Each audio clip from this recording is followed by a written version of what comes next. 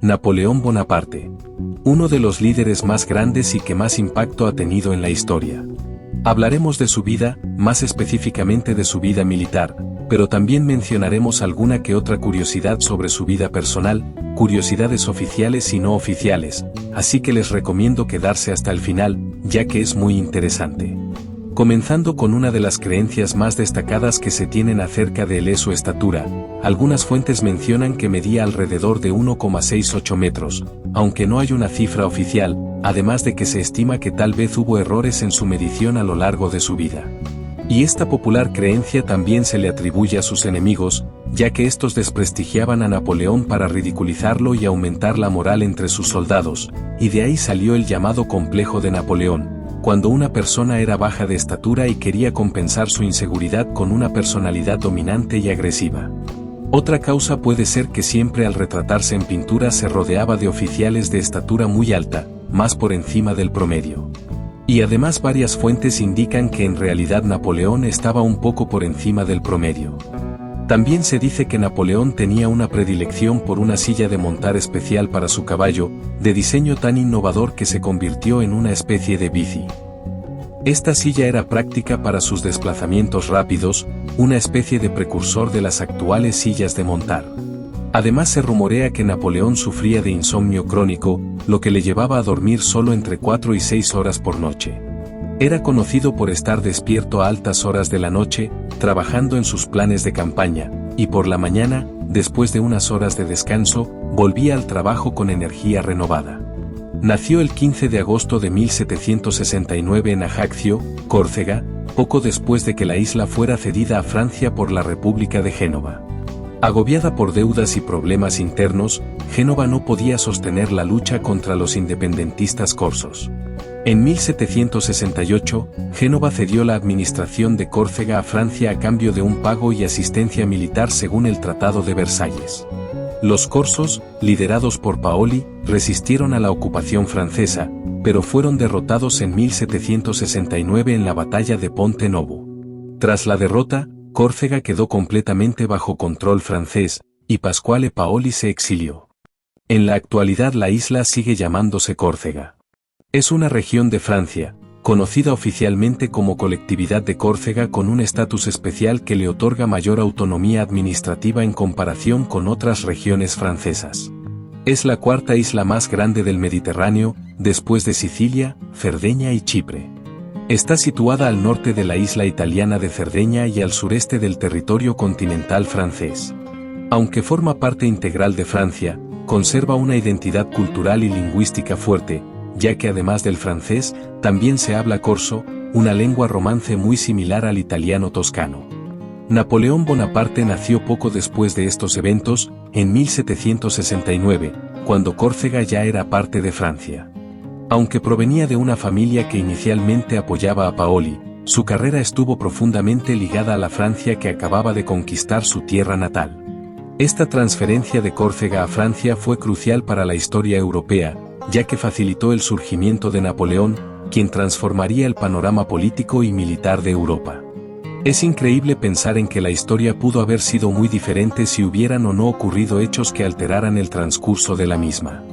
Napoleón Bonaparte pasó su infancia en Córcega, pero se mudó a Francia continental para estudiar, dado que su padre, Carlo Bonaparte, logró asegurarle una beca en instituciones francesas debido a su posición como representante de Córcega en la corte de Luis XVI. Esto marcó el inicio de su conexión con Francia, a pesar de que inicialmente se identificaba fuertemente como corso. Como dato curioso, Napoleón eliminó la U de su apellido como una forma de adaptarse mejor a su nueva identidad francesa. La familia de Napoleón originalmente usaba el apellido Bonaparte, que es de origen italiano y significa buena parte. Este apellido refleja las raíces italianas de la familia, ya que Córcega estuvo bajo control de la República de Génova durante siglos antes de ser cedida a Francia. Napoleón hizo este cambio ya que quería encajar más en la sociedad francesa y ser aceptado por la alta sociedad. Napoleón quiso mostrar su lealtad y compromiso a Francia ya que así conseguiría el éxito. En sus años formativos, Napoleón fue consciente de que ser percibido como italiano o extranjero podía ser una desventaja en su carrera militar y política en Francia, así que pensó que la modificación de su apellido lo hacía sonar más francés. Pero ya me estoy desviando de la línea principal de su historia, como decía Jack el Destripador, vamos por partes. En 1779, a la edad de 9 años, estudió por primera vez en el colegio de Autun, en Francia, y aquí fue donde aprendió francés, ya que su lengua era el corso.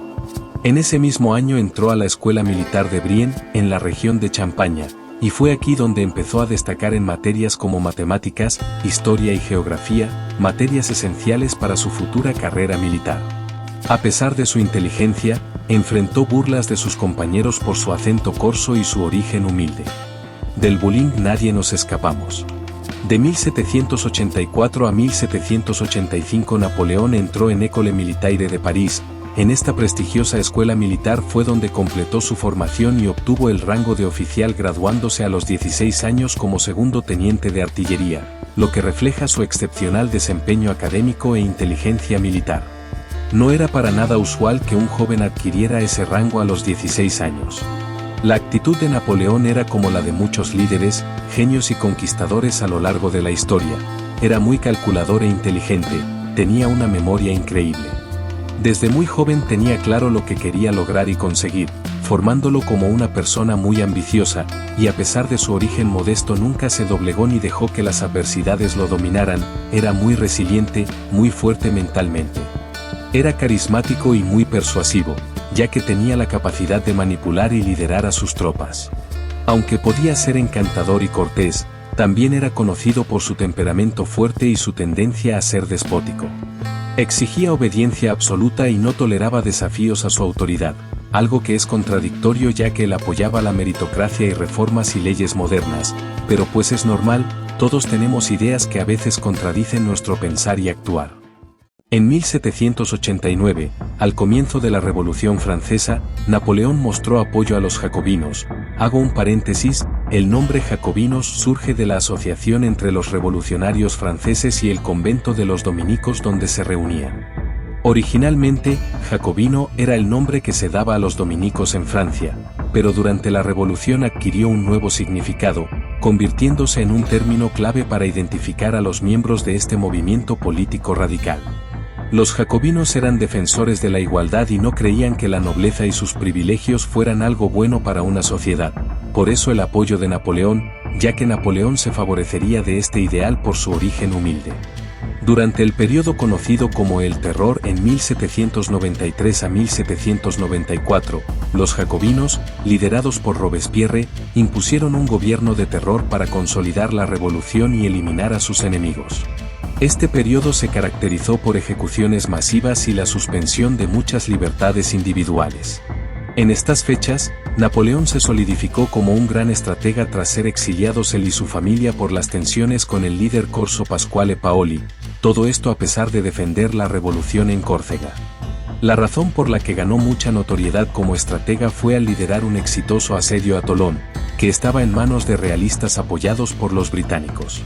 Este triunfo le valió el ascenso a general de brigada a los 24 años. Tras la caída de los jacobinos en 1794, Napoleón fue arrestado por muy poco tiempo, y fue liberado gracias a la reputación que había adquirido como líder militar. Napoleón se casó con Josephine de Beauharnais en 1796. Aunque él estaba profundamente enamorado de ella, se sabe que ella tenía una aventura con otros hombres.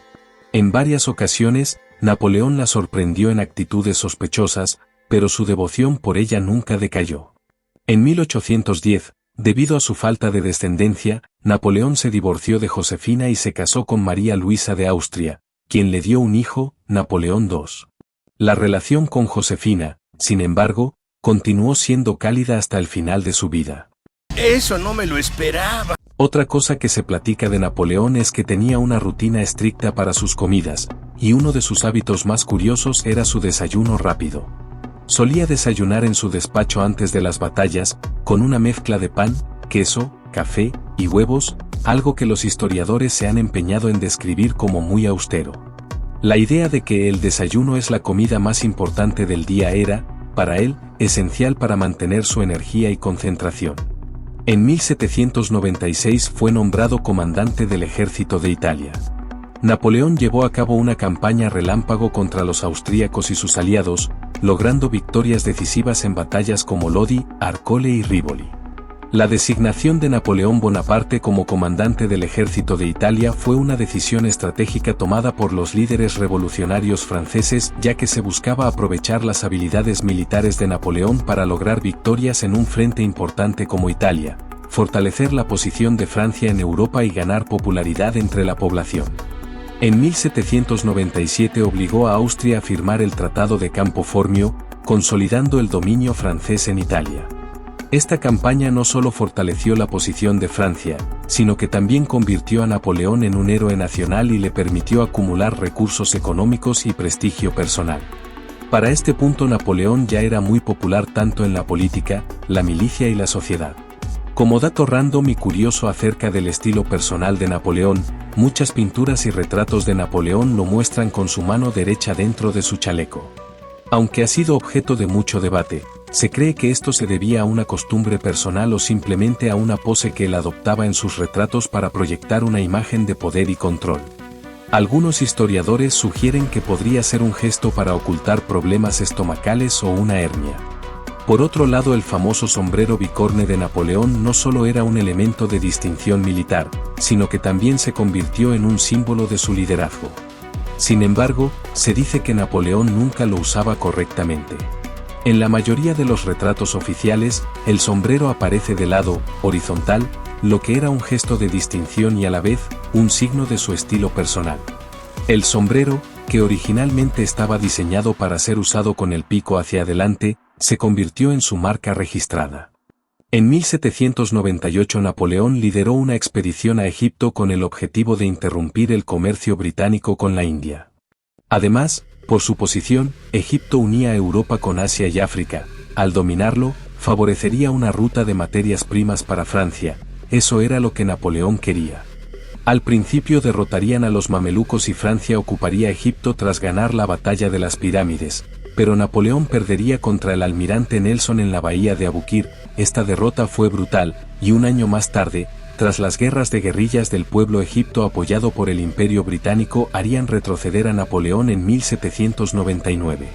Este fracaso no afectó a Napoleón ni a su reputación, al contrario, lo hacían ver como un líder visionario pero expondría errores en sus estrategias a gran escala. Sin mencionar que sus descubrimientos arqueológicos tuvieron un impacto duradero.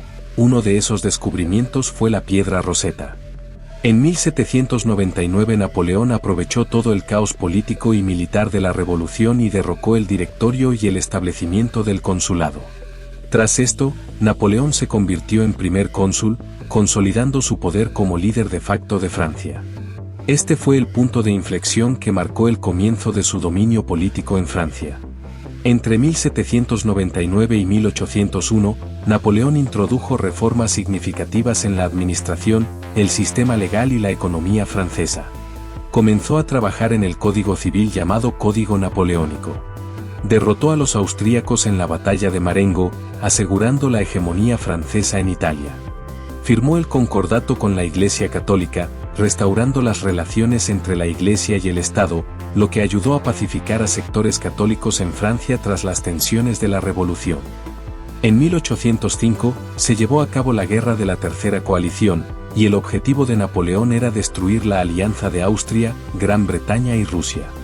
Ganó la batalla de Ulm, en la que Napoleón capturó un ejército austríaco, y después ganó la batalla de Austerlitz donde derrotó a los austríacos y rusos, siendo considerado el mayor de sus logros.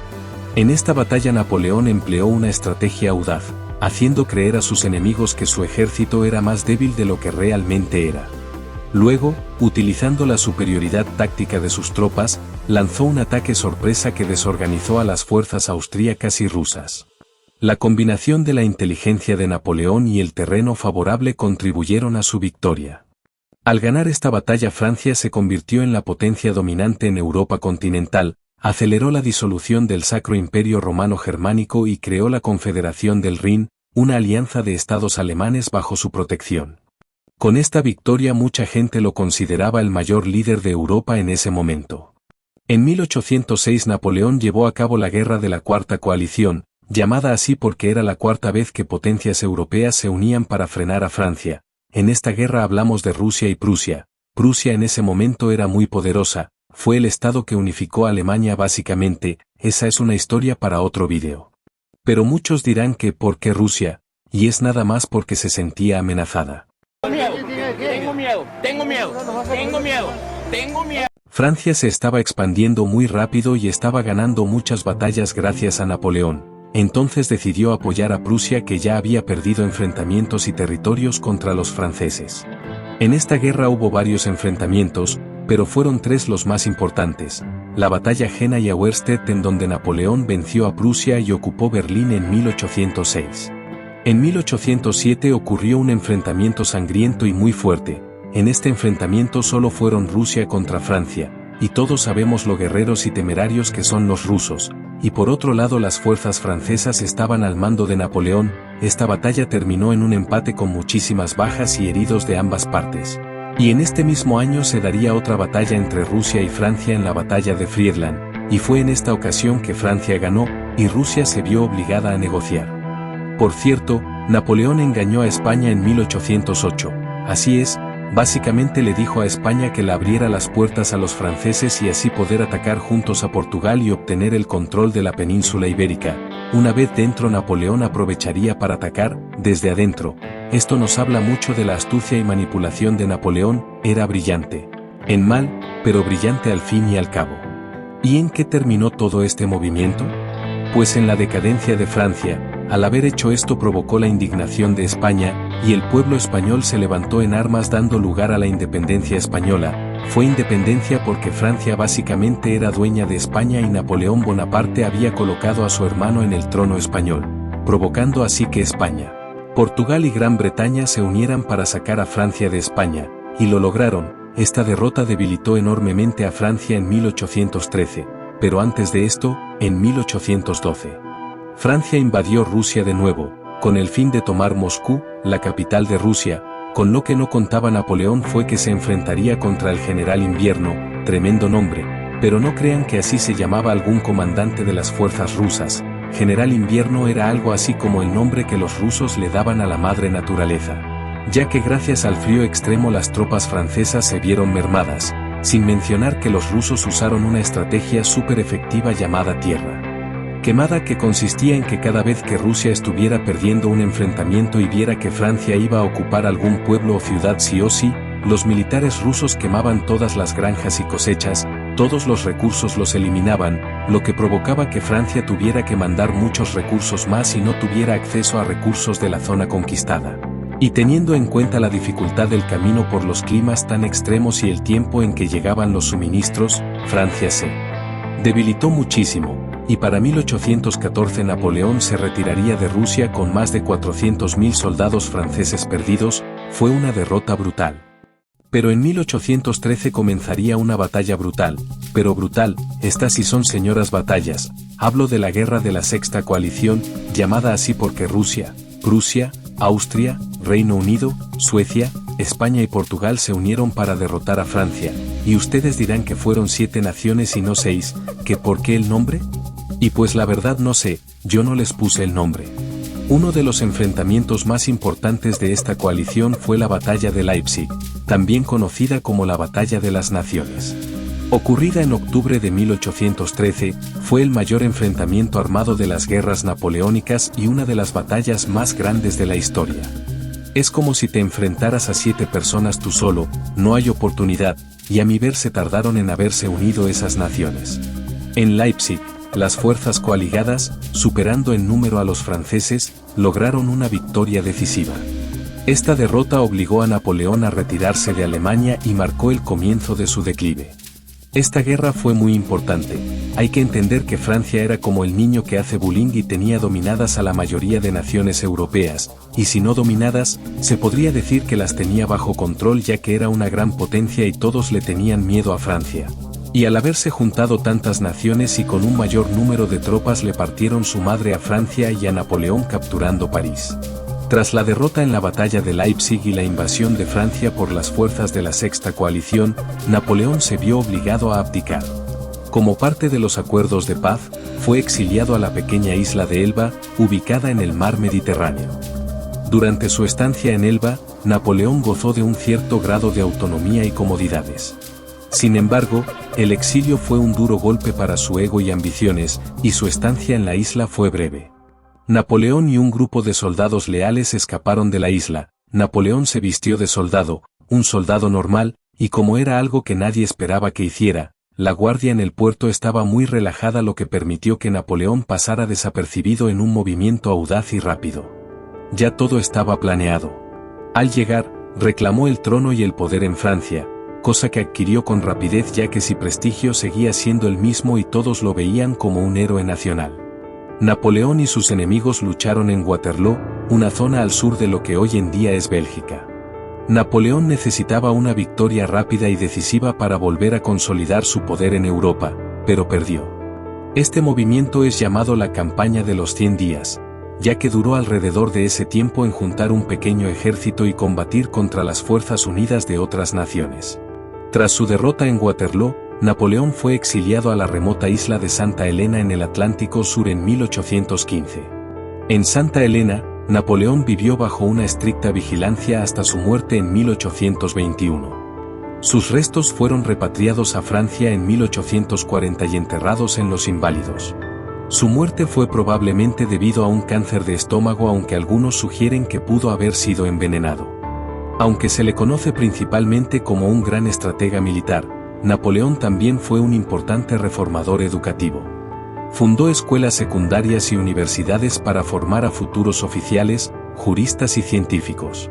Además, creó la Escuela Politécnica, que todavía existe hoy en día, y promovió el acceso a la educación para las clases medias. Durante su matrimonio con María Luisa, Napoleón, que solía ser muy pragmático, le escribía cartas llenas de ternura. En una de ellas, cuando se encontraba en guerra, le escribió: «Mi querida y amada esposa, te extraño mucho, pero no quiero que te preocupes, porque soy un hombre de honor y te prometo que volveré a ti». Esta carta es famosa por su tono sentimental, algo que sorprendió a muchos de sus contemporáneos, dado su habitual carácter fuerte y militar. Aunque Napoleón era conocido por ser un hombre de hábitos estrictos, se cuenta que tenía una afición por el vino de champán. Se dice que durante las campañas, incluso en medio de batallas, era común que Napoleón ofreciera champán a sus oficiales para calentar el ambiente. En sus últimos años de vida, en Santa Elena, se volvió más reacio a beber, pero las botellas de champán siguen asociadas a su figura. Napoleón fue una figura tan compleja y multifacética que las anécdotas sobre él, tanto verificadas como mitológicas, siguen fascinando a la gente. Su vida estuvo llena de momentos extraordinarios, algunos de los cuales contribuyeron a su imagen como uno de los personajes más grandes y controvertidos de la historia. Si quieren aportar algo, déjenlo en los comentarios. Hasta luego.